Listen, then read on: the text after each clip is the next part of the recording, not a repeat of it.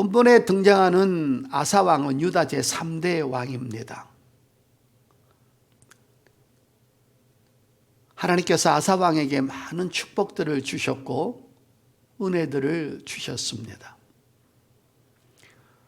아사 왕은 하나님 앞에 어떤 신앙을 가졌었고 하나님의 마음을 어떻게 기쁘게 하셨을까?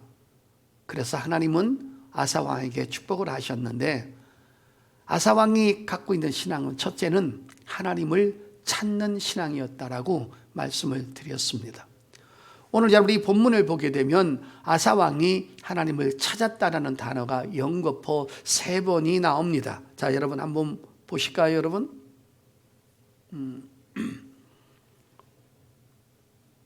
4절에도 나와 있죠. 유다 사람에게 명하여 그 조상들의 하나님 여호와를 찾게 하며 그랬죠. 그러니까 아사 왕은 자기만 하나님을 찾은 것이 아니라 백성들로 하여금 하나님을 찾도록 만들어 주었죠. 그 다음에 또 7절을 보십시오. 아사가 일찍이 유다 사람에게 이르되 우리가 우리 하나님 여호와를 찾았으므로, 찾았다는 말이 또 나왔습니다. 이건 아주 중요한 내용을 똑같이 반복했다는 말은 그만큼 아사 왕이 하나님을 절실하게 찾았다는 것입니다. 그 다음에 여러분 또 밑으로 보면 7장 끝에도 보면 우리가 이 성읍들을 건축하고 그 주위에 성곽과 망대와 문과 빗장을 만들자. 우리가 주를 찾았으므로 주께서 우리 사방에 평안을 주셨느니라 하고 여기서도 찾았다는 말이 나왔습니다. 여러분, 육의 사람은 육의 것을 찾습니다. 세상 것을 찾습니다. 쾌락을 찾고 돈을 찾고 명예를 찾고 이성을 찾고 물질을 찾고 인기를 찾고 세상에서 잘 먹고 잘 살 것을 찾습니다. 그러나 영적인 사람은 늘 하나님을 찾는다는 것을 믿으시길 바랍니다. 이것이 우리에게 살 길이라는 것입니다. 하나님을 찾는 횟수가 자꾸 늘어나야 됩니다. 우리가 하나님을 찾는 방법은 여러 가지가 있지 않습니까? 우리가 하나님 앞에 예배드리면서 하나님의 음성 듣기를 찾는 것입니다. 우리가 하나님 앞에 기도함으로 인하여서 하나님의 능력을 찾는 것입니다. 하나님 앞에 헌신하면서 하나님의 은혜를 또 찾는 것입니다. 늘 하나님과의 바른 관계를 갖는 것이 바로 하나님을 찾는 것입니다. 아까 잠깐 말씀드렸지만 아기는 엄마를 계속 찾습니다. 엄마 밥 줘. 엄마 내 숙제장 어디 있어? 엄마 내 가방 어디 있어? 엄마 내 수건은 어디 있어? 엄마 내 신발, 엄마 화장실에 휴지, 엄마 밥 줘. 늘 엄마를 찾습니다. 그만큼 그 아이는 엄마가 친밀한 거예요. 근데 여러분 그 아이가 엄마한테 필요한 것만 찾습니까? 좋은 것들을 가졌을 때도 찾지요.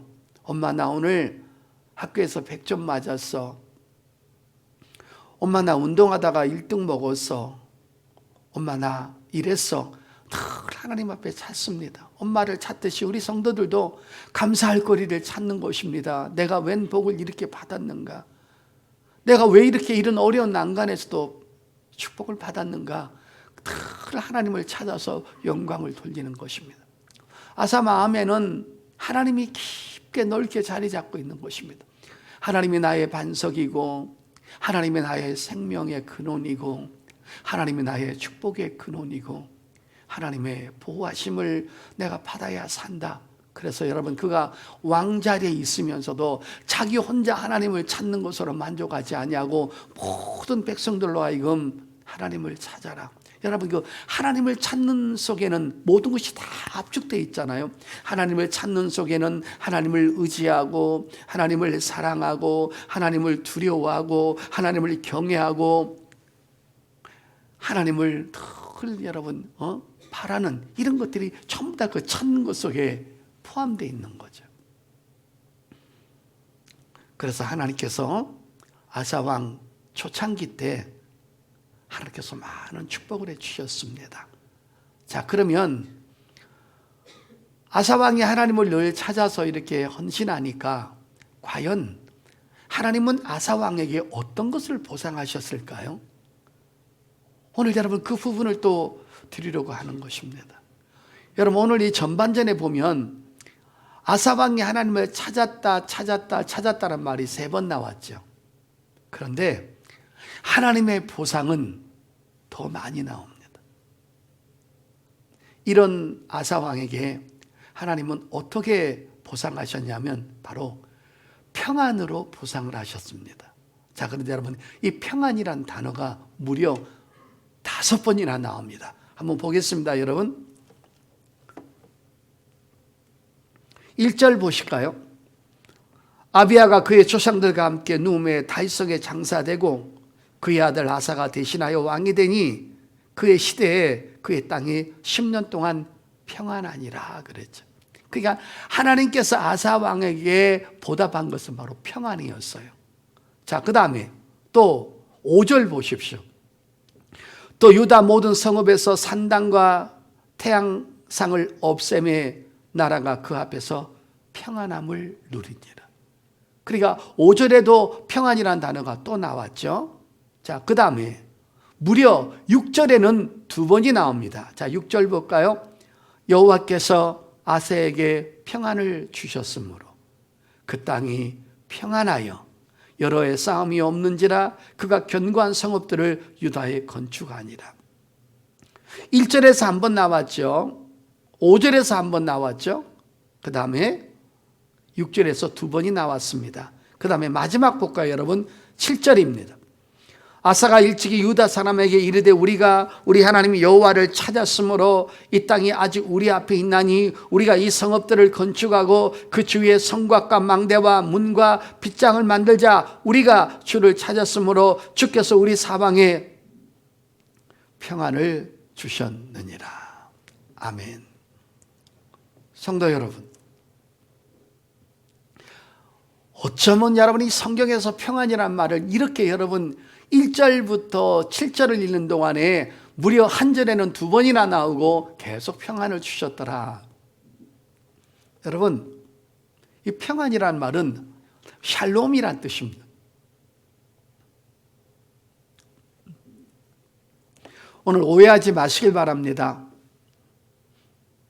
하나님이 저와 여러분에게 아사왕한테 평안을 줬다고 하니까 내 삶에 아무런 어려움과 고난과 고통이 없다라는 뜻은 결코 아니라는 것입니다. 여러분, 형통이란 말은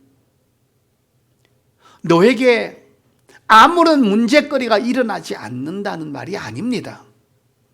여전히 고난이 있고 여전히 코로나가 득실거리고 여전히 나의 몸은 아프고 여전히 나의 경제적인 삶은 좀 어렵고 여전히 하나님 앞에 매달리고 기도해야 될 일들은 많이 있지만 상황은 변하지 않지만 그런 가운데서도 하나님이 너와 함께 하셔서 평안함을 주었다는 것을 바로 형통함이라고 하는 것입니다. 하나님이 사라지지 않는 것, 하나님이 없어지지 않는 것, 어떤 가운데서도 너와 함께 하는 것이 바로 평안이요, 바로 형통이라는 것입니다. 여러분 너무나 잘 아시지 않습니까? 창세기 37장에 보면 요셉이 억울한 누명을 씁니다. 겁탈하지도 않은 여자에게 사람들이 겁탈했다는 누명을 씌워서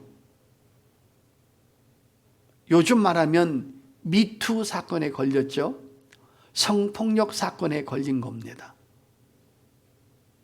인간들이 볼 때는 끝난 거예요. 그 인생은 그렇게 추잡한 제목을 걸고 형무소까지 갔으니 사람들이 볼 때는 끝난 거예요, 여러분.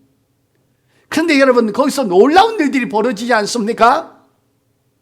하나님이 요셉과 함께 하심으로 그가 형통하였더라.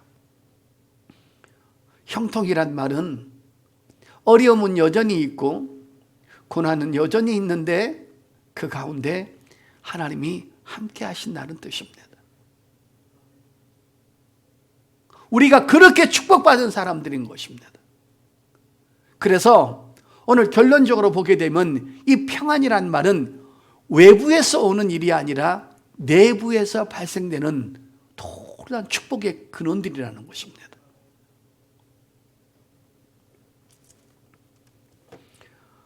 여러분, 지금의 삶을 한번 보십시다.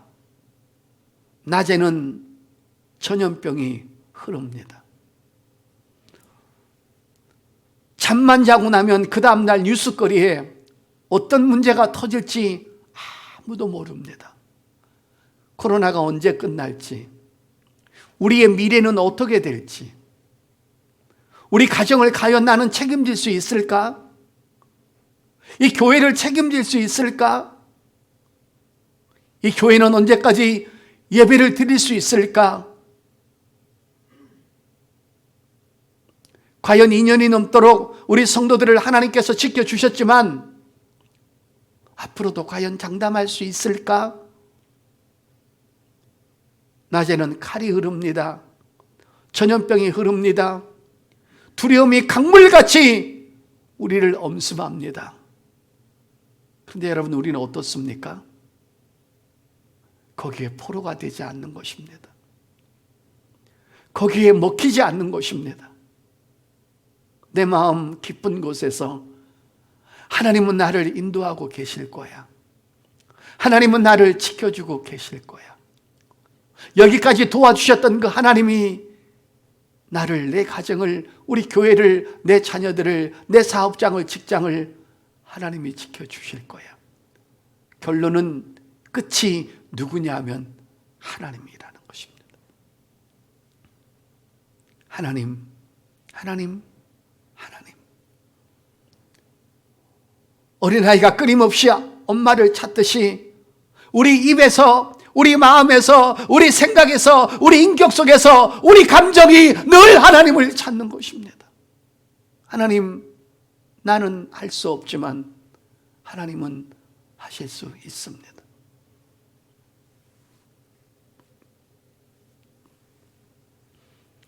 6절에 기가 막힌 말씀을 하나 나오고 있습니다. 보겠습니다. 여호와께서 아사에게 평안을 주셨으므로 그 땅이 평안하여 여러 해 싸움이 없는지라 그가 견고한 성읍들을 유다에 건축하니라. 여러분 1절 보실까요? 아비야가 그의 조상들과 함께 누움에 달성에 장사되고 그의 아들 아사가 대신하여 왕이 되니 그의 시대에 그의 땅이 10년 동안 평안하니라. 성도 여러분, 저 한번 보실래요? 유다가 남북이 갈라졌습니다. 이스라엘이 남북이 갈라졌습니다. 그 큰 나라가 두 동강이가 나는 순간에 어떻게 됩니까? 예를 들어 이스라엘 민족이 예를 들어 300만 명이라고 하십시다. 그런데 그 나라가 쪼개졌습니다. 그래서 이스라엘 쪽으로는 200만 명이 가고 유다 쪽으로는 100만 명이 갔다고 하십시다. 그들이 합쳤을 때는 막강한 힘을 가졌지만 나라가 두 동강이 났을 때는 그만큼 세력이, 국력이, 군사력이 약해진 것입니다. 그런데 문제가 뭡니까? 남북이 계속 싸우는 거예요. 다른 나라 왕이 있었을 때는요, 계속 침략하고 아람이 침략하고 블레셋이 침략하고 계속 침략해서 싸움이 나서 난리 법석을 나고 피 비린내가 나는 전쟁이 계속 있었습니다. 주위에 강대 국가들이 요것들 받아 요게 쪼개졌네, 요거 삼킬만 한데 하면서 수많은 강대국들이 시간만 나면 이 나라 민족을 삼켜 먹으려고 그렇게 허시탐탐 시간을 두고 있었는데, 여러분 놀라운 말이 나오지 않습니까?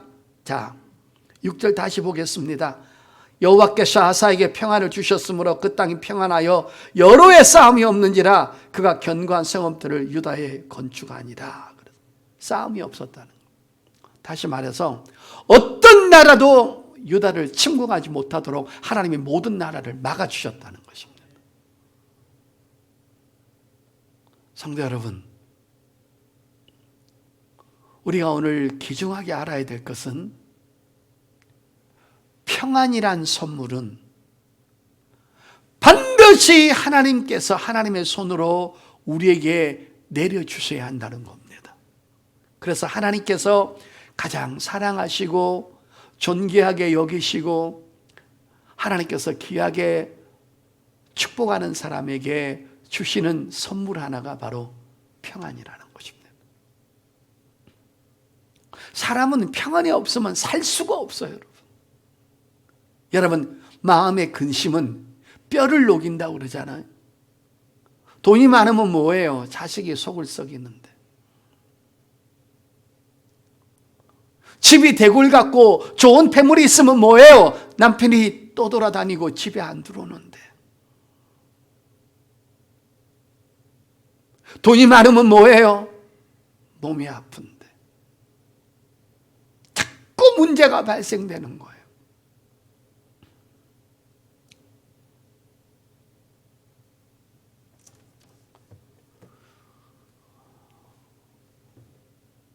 우리 예수 믿는 사람에게 큰 축복은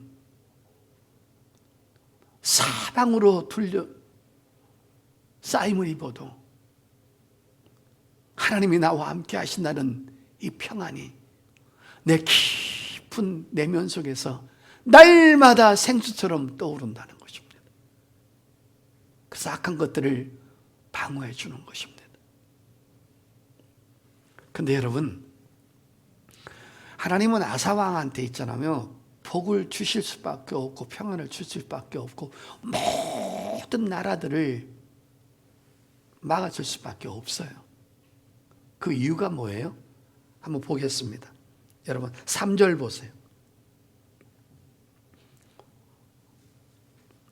이방 제단과 산당을 없애고 주상을 깨뜨리며 아세사랑을 찢고 유다 사람이 명하여 그 조상들의 하나님 여호와를 찾게 하며 그의 율법과 명령을 행하게 하고 또 유다 모든 성읍에서 산당과 태양상을 없애매 나라가 그 앞에서 평안함을 누리니라. 이게 뭐예요, 여러분? 하나님이 싫어하는 짓은 다 파괴시키는 거예요. 더럽고 추악하고 난잡하고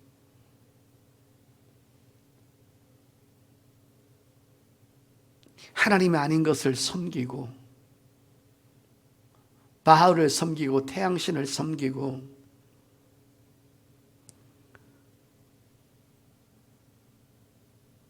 산당들을 없게 하고. 여러분, 제가 이 본문을 설교하기 위해서 원문과 주석을 쭉 살펴보니까 이때도 뭐가 있었냐면 동성연애가 있었다는 거예요. 하나님이 싫어하는 가증한 것들을 아사왕이 전부 다 파괴시킨 거예요. 백성들에게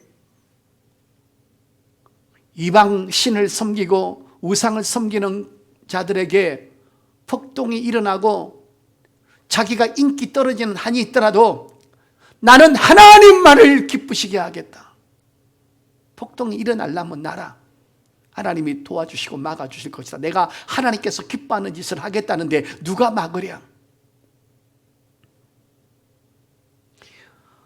하나님을 움직이는 강력한 힘은 어디 있느냐 하면 바로 죄를 끊는 것입니다.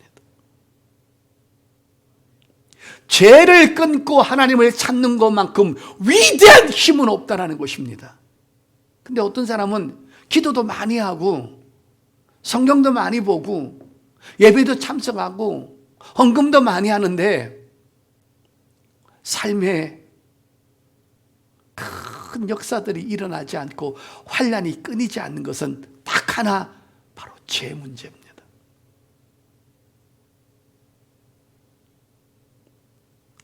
성도 여러분, 그러면 죄가 뭘까요? 일일이 나열할 필요는 없겠지만 잘 한번 들어보세요. 어떤 것이 죄인지를 여러분이 아는 방법이 정확하게 하나가 있습니다. 그건 뭐냐면 어떤 죄를 짓고 하나님의 마음을 아프게 했는지는 여러분 스스로가 잘 아는데 그 일을 하고 난 다음에 양심이 고통스러운 게 바로 죄입니다. 양심에 평안함이 없어요. 자, 여러분, 조금 더 리얼하게 한번 해볼게요. 한 가지만. 어떤 사람이 유튜브를 봤는데, 유튜브를 보다가 보지 말아야 할 것을 봤어요. 그런 유튜브를 껐어요. 여러분, 양심이 어때요? 아프잖아요, 여러분. 그러니까 죄의 쓴맛은 양심이 고통을 찌르는 거예요. 그걸 버려야 한다는.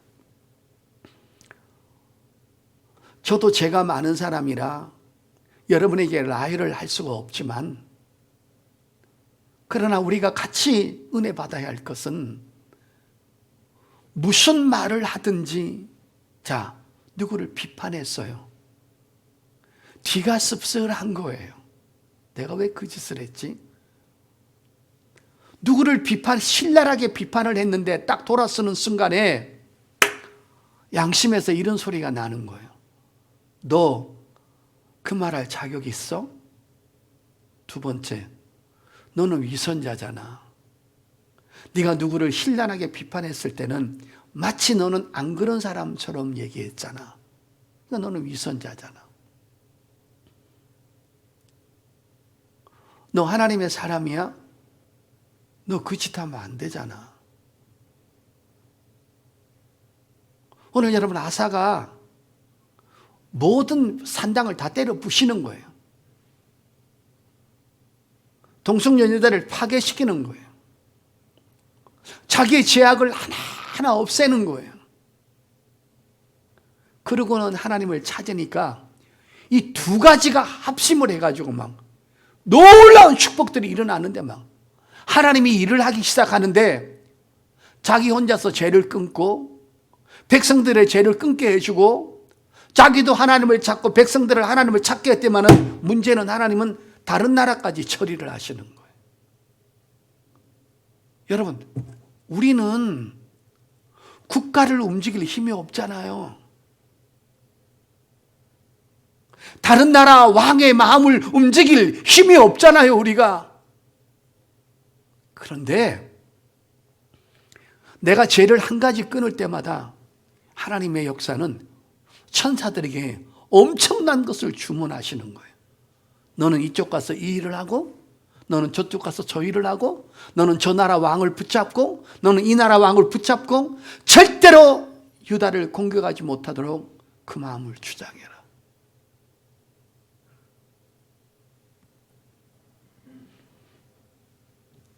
그의 시대에 그의 땅이 10년 동안 평안하니라.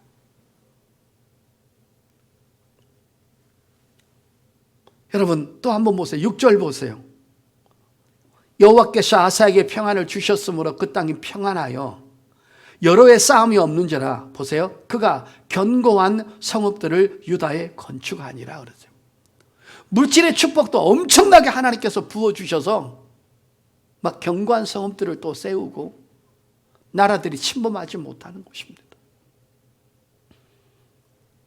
여러분, 우리가 기도 시간이 조금 부족해도 그 대신에 죄를 하나 끊는 것은 어마어마한 일들이 벌어지는 거예요. 그런데 기도를 오랫동안 하면서도 죄 문제를 처리하지 아니하면 그냥 쌤쌤인 거예요. 역사가 일어나지는 않는 거예요. 기도한 것 때문에 받을 수는 있지만 죄 때문에 축복은 차단되는 거예요. 그래서 우리는 아사왕이 한 것은 바로 두 가지인 것입니다. 무작정 하나님을 찾는 것이 아니에요. 무작정 죄는 죄를 짓고 하나님을 찾고 이것이 아니라 죄는 끊고 하나님을 찾기 시작했어요. 그 하나님께서는 놀라운 축복을 아사왕에게 허락하신 것입니다. 그러니까 여러분, 내 내면 속에 다 평안이 있는 거예요. 여러분, 이 평안이란 축복이 얼마나 크냐 하면요, 사도행전 찾지 마시고 12장에 보면 초대교회 때 엄청난 핍박이 있었거든요. 그래서 막 사람들이 막 헤어지고 뿔뿔이 도망다니고 그랬잖아요. 이때 야고보도 칼에 맞아 순교합니다. 근데 베드로가 옥에 갇혔어요.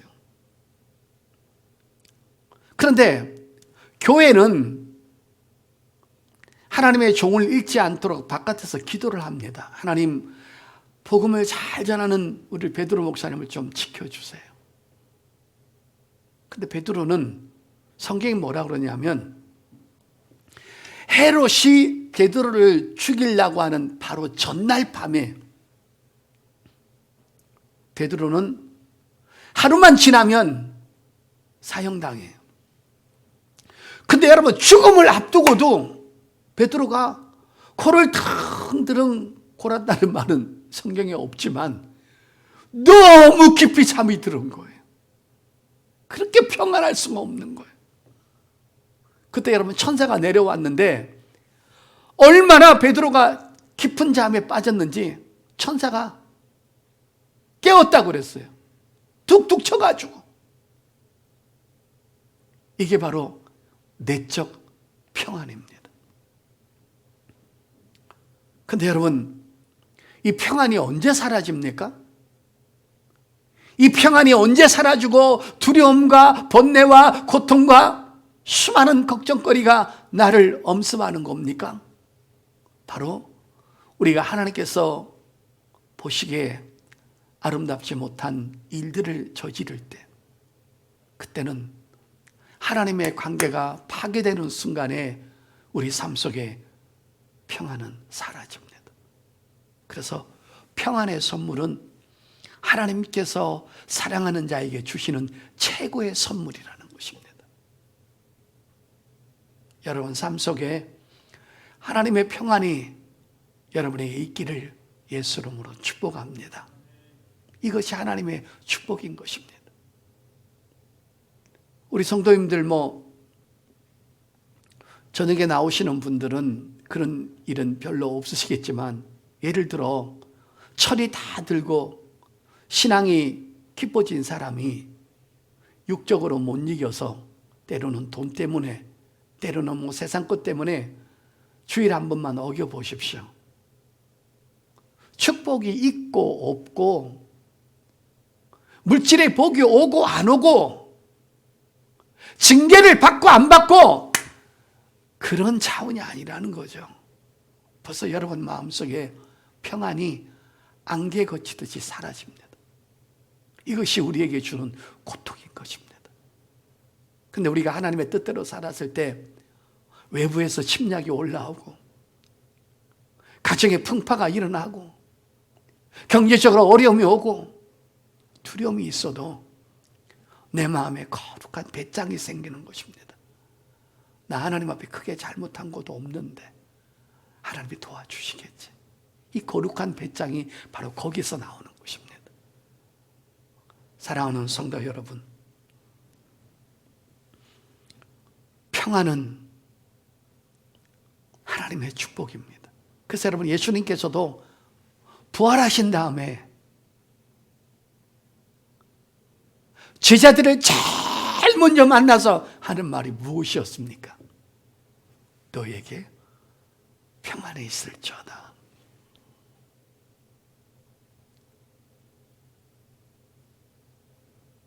너희는 평안이 있을지어다.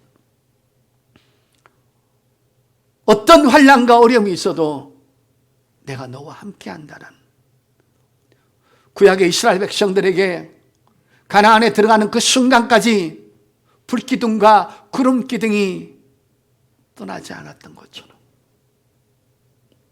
그리스도의 평강이, 하나님의 은혜가, 하나님이 너와 함께하는 은혜가 여러분 이 생명을 다할 때까지 그 평안이 우리에게 있는 것이 우리의 큰 재산이며 축복인 것을 믿으시기를 바랍니다. 세상 것 다 가져도 하나님의 평안이 없다면 그는 불행한 사람인 것입니다. 요즘같이 어려울 때 하나님의 평안이 사라졌다고 해보십시오. 이거는 진짜 여러분 고통인 것입니다. 주일 저녁 예배도 나오신 여러분들,